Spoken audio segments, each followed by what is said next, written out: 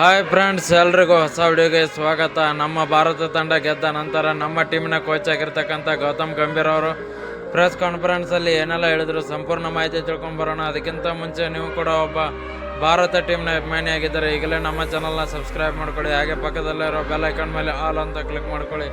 ನಾವು ಯಾವುದೇ ಹೊಸ ವಿಡಿಯೋ ಅಪ್ಲೋಡ್ ಮಾಡಿದರೂ ಮೊದಲು ನಿಮಗೆ ನೋಟಿಫಿಕೇಶನ್ ಬರುತ್ತೆ.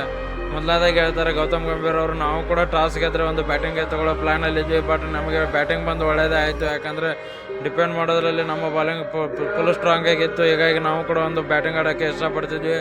ಬ್ಯಾಟಿಂಗಲ್ಲಿ ನೋಡೋದಾದರೆ ಅಭಿಷೇಕ್ ಶರ್ಮಾ ಅವರು ಅಷ್ಟೊಂದು ಆಡಲಿಲ್ಲ ಅಂತ ಹೇಳಿದ್ದಾರೆ. ಯಾಕಂದರೆ ಅವರು ಇನ್ನೂ ಅದೇ ಕಳಪೆ ಪರ್ಮೆ ಮುಂದೆ ಹೋಗ್ತಿದ್ದಾರೆ, ನೋಡಬೇಕು ನೆಕ್ಸ್ಟ್ ಮ್ಯಾಚ್ ಅಂತ ಹೇಳಿದ್ದಾರೆ.